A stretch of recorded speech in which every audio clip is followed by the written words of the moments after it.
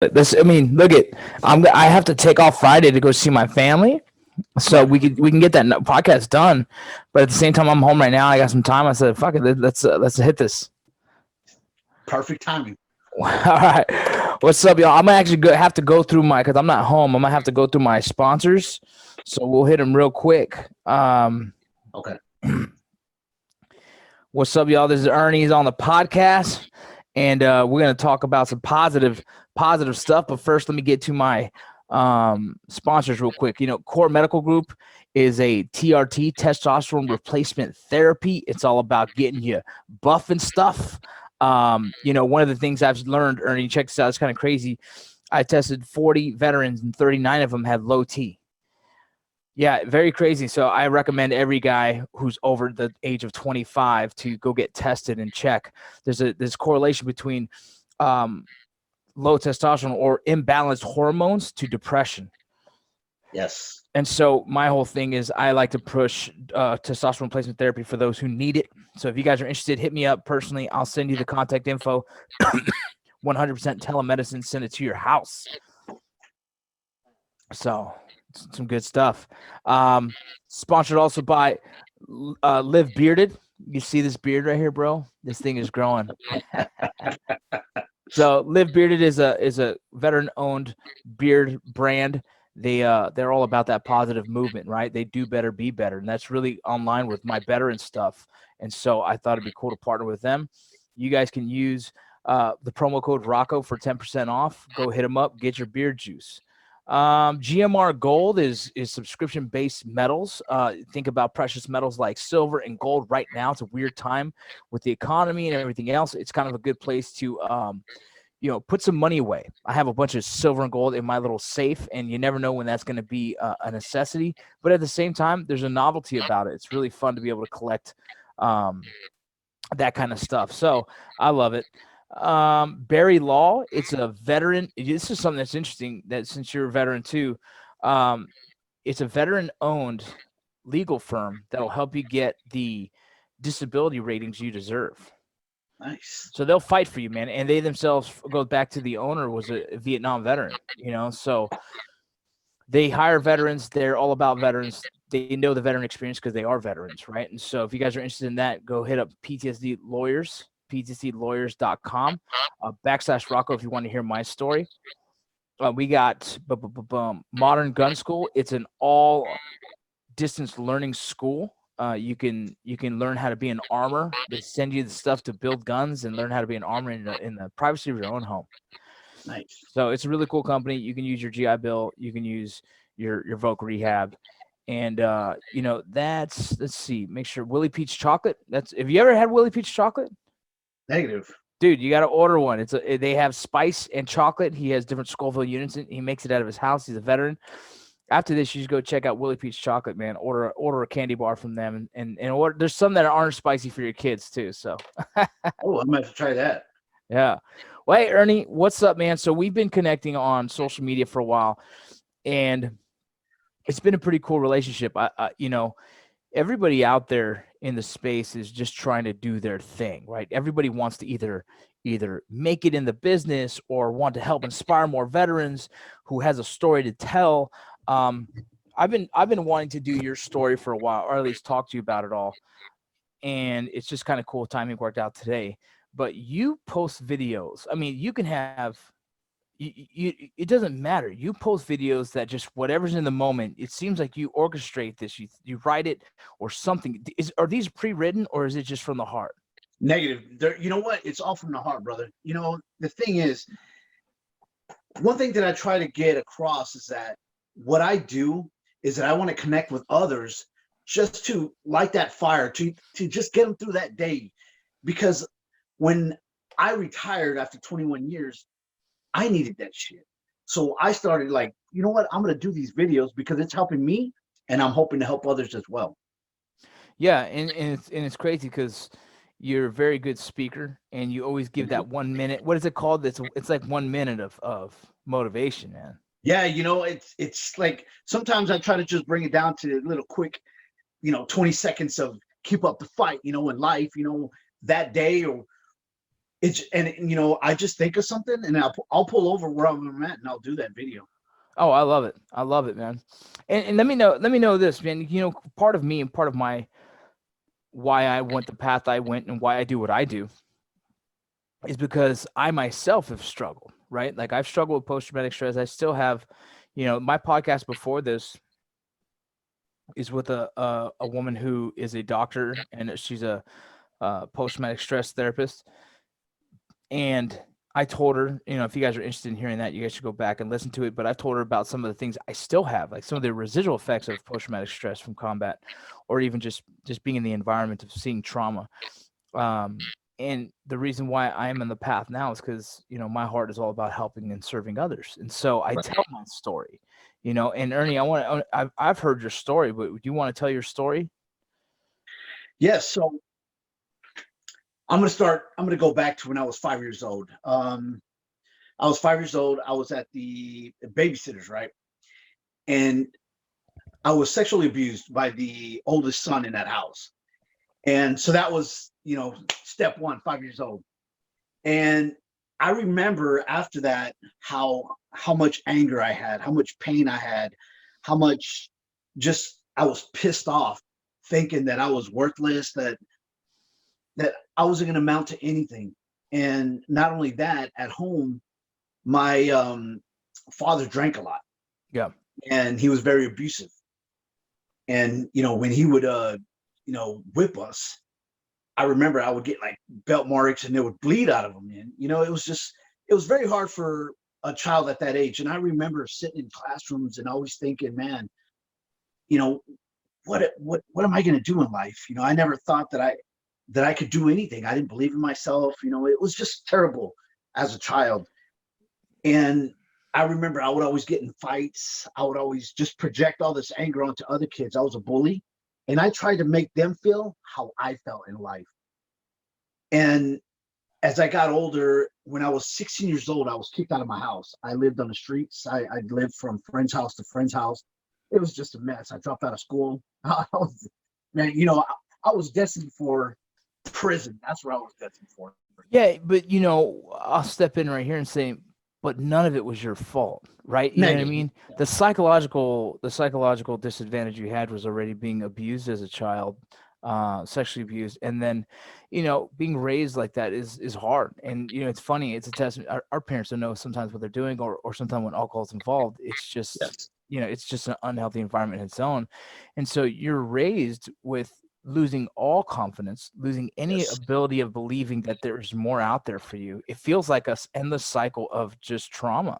And you're like, Yes. well, what am I doing? What's the point? Right. And so now you're 16 and you're jumping house to house living on the street because years and years of trauma is giving you no motivation to enjoy life. Exactly. Yeah. And again, I didn't think I could do anything.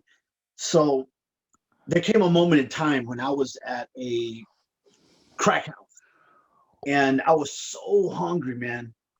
And I was looking through all these cupboards looking for something to eat. And finally, I just opened the fridge and I saw some milk. And I grabbed a cup out of the cabinet and poured milk in it, man. And I remember nothing but roaches came out of it. And I was Oh, like, son of a bitch, It's like, what else, yeah. And so I just dumped it in the sink and I went back to one of the rooms and I just sat there. I remember I was drinking a beer. I think I was like 17, 18. And the door kicks open. This dude standing there with a gun to my face. He's like, "Where's your shit?" And I'm like, "I don't got nothing, man."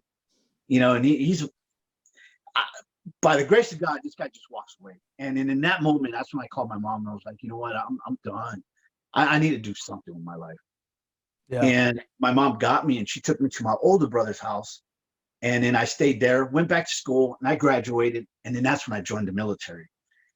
That's when the shit started happening for me because that's when I started gaining the confidence. Once I started, going through the training, accomplishing, tasks, and I started noticing those little things that I accomplished. I started believing in myself, started building myself, Yeah. and right there helped me a lot. Yeah, the military has a sense of family that you've never had. A lot of guys, being a drill sergeant for many years, I've had a lot of soldiers who come have similar upbringings as you, right? Very Right. similar. a lot of similar stories, a lot of adopted, kids, a lot of that looking for a home away from home because home ain't so home. You know what I'm saying? Exactly. Oh, And gotcha, man. and there's a lot of that in the military. And there's military has a really funny way of building a lot of confidence in us by, like, you never know how much you can do until all of a sudden you're put into the circumstance where you have to do it, right? Yes. And I too, I went through I went through a relationship that, dude, tore me apart. Like, psychologically, I was worthless in my head, and it Right. took a lot to build the confidence back up. And when things like, maybe there was an overcompensation of always trying to become the best in the group, but that was a healthy compensation. Right. And so the Yeah. military, man, tell me about your military career. So I joined in 1991. I'm an old. Damn, bro. Yeah, man. So yeah, I joined in '91. I went to Oklahoma for basic training, and the thing is, I always had that chip on my shoulder. So I remember, I was at the what was it when in processing center. Yep. So we were living in these barracks. I got my gear. It was so calming. I was like, man, this ain't shit. And I remember when we had our dual formation, it was like 3 days later, we had this formation and we had this like cadre. He was like, all right, well, your drill sergeant's coming to pick you up.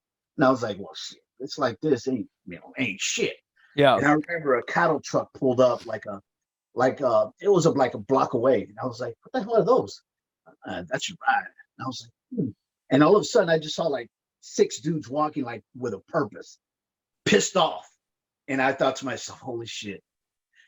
Here we go. So, That's I'm it. gonna be all right. It's time to get tough. And I remember the round browns were popping me in the face.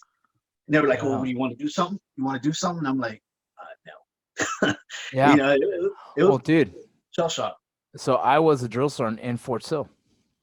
Nice. Yeah, I was a drill sergeant in Fort Sill, and so I know exactly I can't remember the name of the building, but the in processing building, and I've picked up plenty of kids, so I know that open grass field that you're talking about. Yes, that's what it Yeah, was. I Yeah. know what you're talking about because I was the guy. I had my platoon, the senior drill sergeant, put them all in formation, and I walked up behind him, and I was like, "Stop moving, set a position of attention," and they're just like, "Oh shit," right? And I was the biggest jerk for the first 3-4 weeks. I was like, there was no soul inside of me besides crush them, Yes. teach them, but crush them. And yeah, I've challenged several kids before that kind of acted tough with me. I said, bro, trust Mhm. me. I said, private, I will remove this rank and I'll take you in that back room and I'll show you who the man is right now. And they were like, negative. Drill sergeant was like, all right, then lock your Oh. shit up. You know what I mean? Like, lock it up. Mhm. And I wasn't opposed to fighting any of these kids because I was like, bro, I will fight you. As much as I'm a military man, I'm also a man that demands respect if I give Oh, you definitely. respect. And if you're going to disrespect me, then I want to fight you. You know what I mean? It's this really Yeah. funny space. And at that time, man, bro, I was in the greatest shape of my life. I'm a drill sergeant. I had to show up ready to rock. You Oh, know what I mean? definitely. So yeah, man. And so you joined, what was your MOS?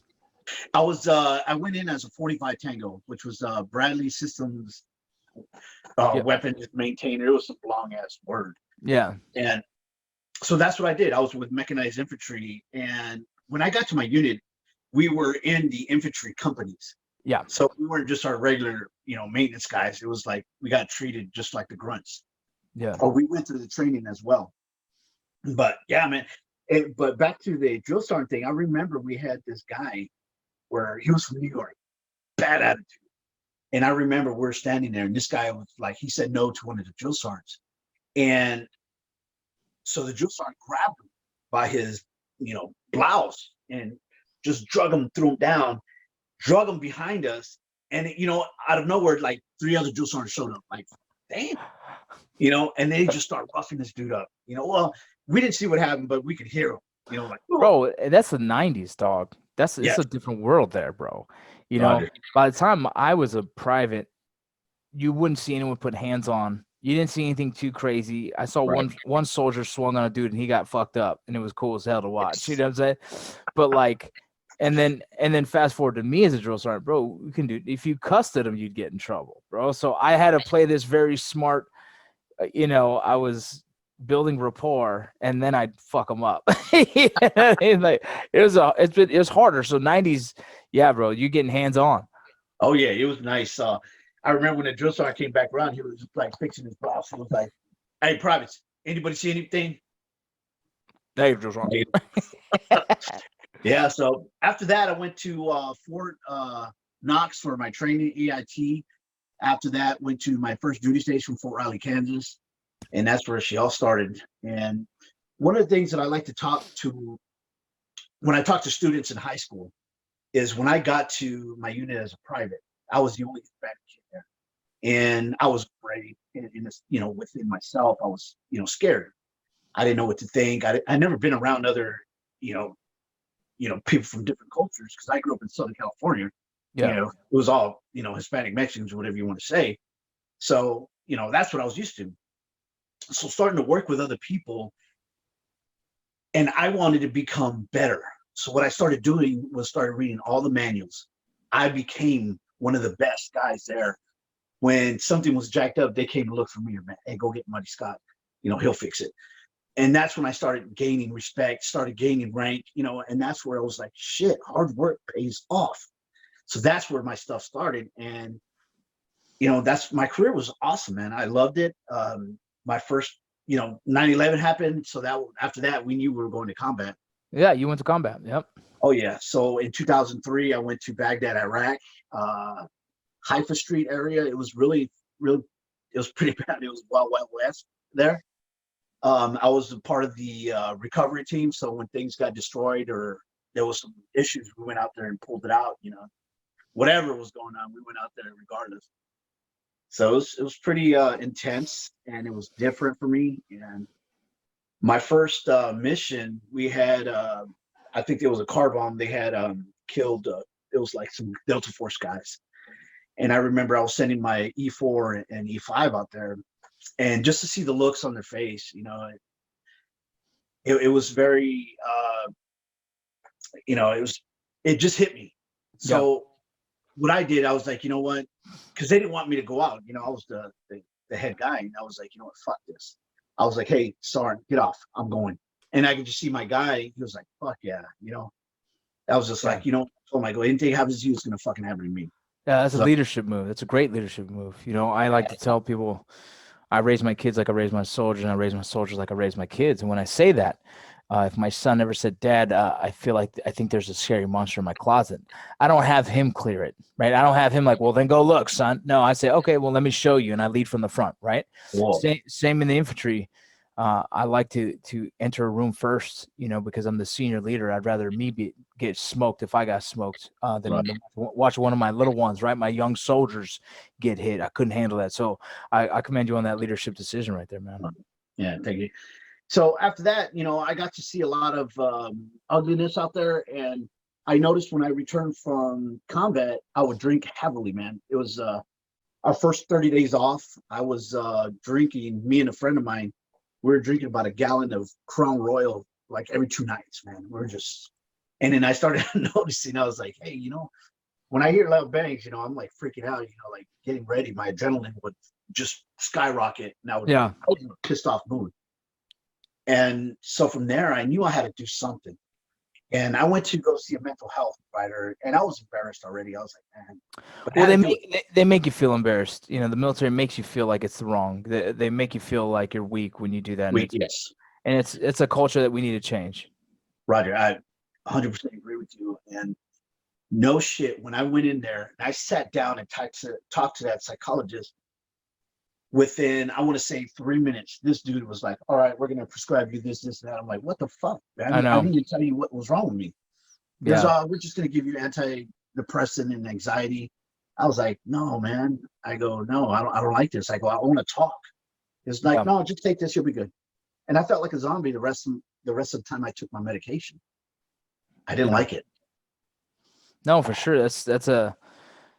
You can call the VA right now and tell them you're having trouble sleeping. They'll give you, two. That's prescribing medication. And I don't understand what that is. I wish there was a more stringent protocol or whatever the case. But I don't like to blame healthcare providers in their own. I think the VA is such a big system, and they're using a systematic approach to heal a blanket Blanket. Yeah.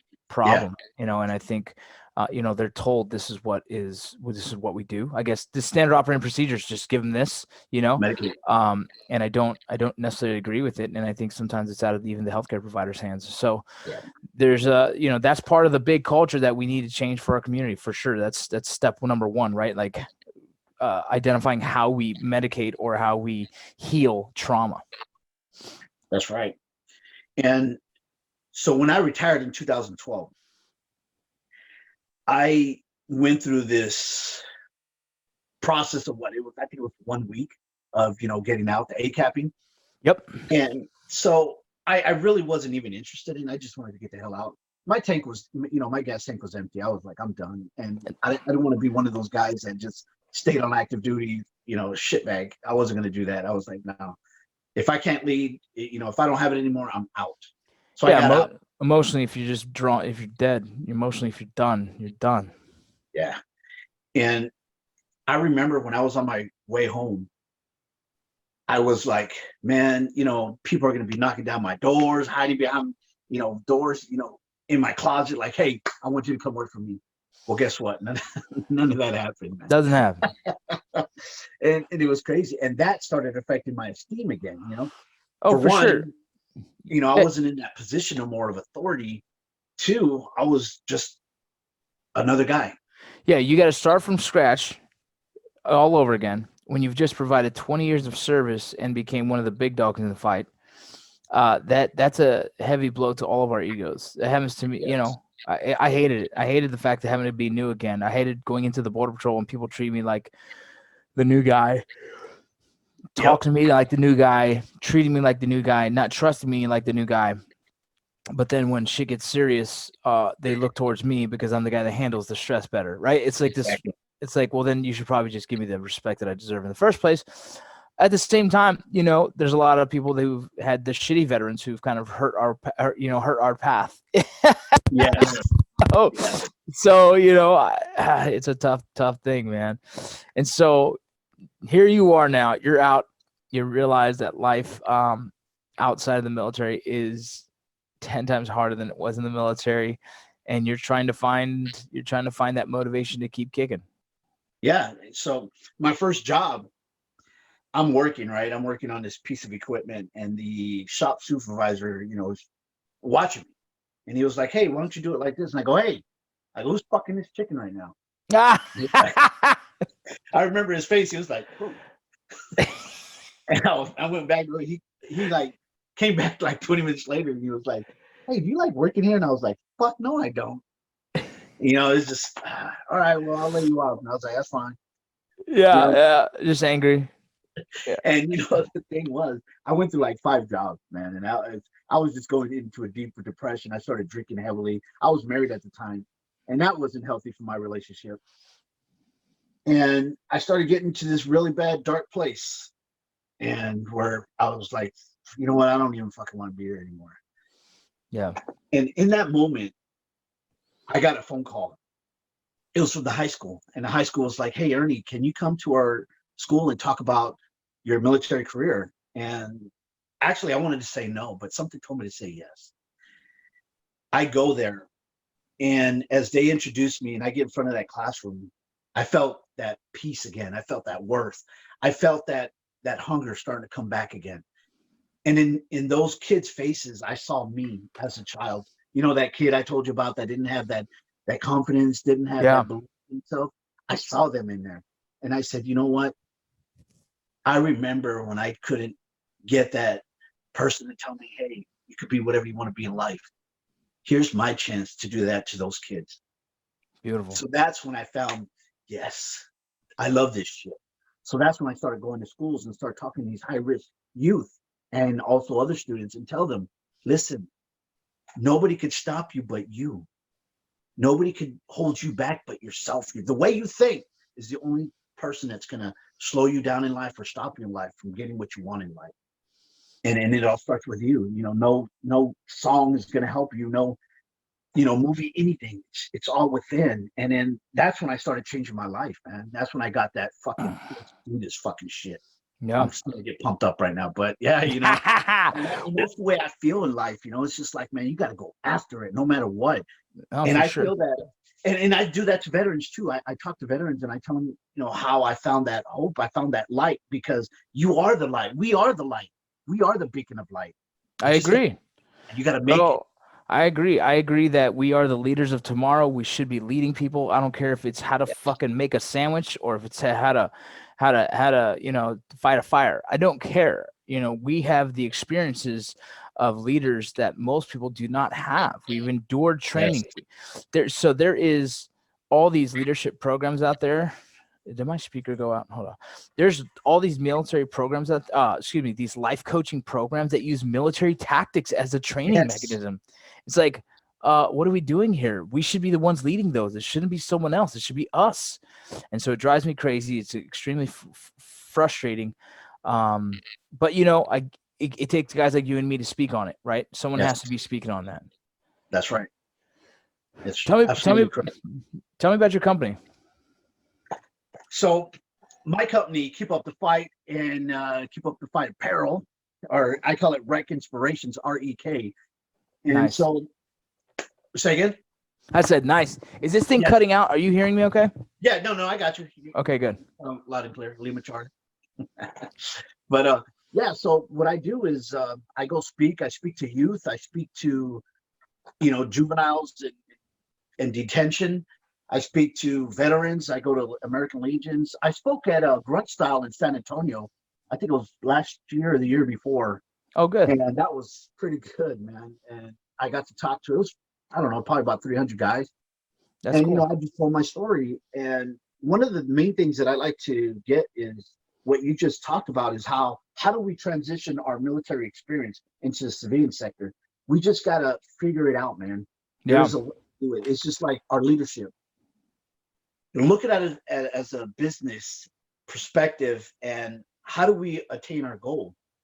Just like we used to do our op orders and things like that, we can just convert it into civilian life. We were trained to work as a team. Civilians are not, so they Yeah. don't understand us and we don't understand them. But we just got to figure it out and take that lead role and start doing that. So that's what I do. I go out there and just help people and connect with people and just push them along and give them that spark within themselves to fucking start that fire. I love it, dude. I Oof. love it. Oof, you're fired up. Well, Yeah, dude, man. check this out. Look, we're gonna end this podcast here soon, but I want to give you your minute. I want to put you on the spot to say, do your thing, do one of your little speeches on here, bro. And then when we're done with that, I want to hear some of your social media so people can find you and we can try and get people to see what you do. All right. So you're never going to have the answers, right? But you still got to move forward. No matter what in life, no matter the loneliness, no matter the pain, no matter how sad you feel, how in that pain you feel where you're hurting, keep moving forward. Because you know what? In darkness, you are the light. You're the one that can bring the light within yourself to create that better tomorrow. Because being stuck in yesterday ain't gonna advance you, ain't gonna bring you productivity in life. Life is not hard. Life is not easy. Life is just life, and life is the way you make it and keep pushing through it. Because every time you create that fire and to overcome that adversity, that obstacle, man, you know what? You're just gonna get stronger and more powerful and keep pushing in life. Ain't nothing gonna fucking stop you but you. Man, fuck. I just want to Yeah. I'm gonna break it in half. I But yeah, love it, man, every bro. day is to keep up the fight. I love it. I love it, dude. So tell me, tell the people who are listening right now where they can find you, where they can listen to your motivational posts that you give at least once a week. He's posting something, if not more. Please go Yes. ahead. Okay, so you can find me on Instagram, Facebook. You can find me on YouTube. That Snap thing. It's Ernie Mariscal, Ernie Mariscal, Mariscal. You can find me, bring it, hit me up with some questions. I love talking to people, and a lot of people reach out to me, and I'll take the time to talk to them, and I have no problems because you know what? When I needed help, somebody was there for me, and even Rocco helped me. And you know what? I'm always giving back, and I love to do that. There you go, brother. Thank you so much, brother. Thank you for your time, man. Hit me a Hey, text thank later, you, all brother. right? Oh. Later, bro.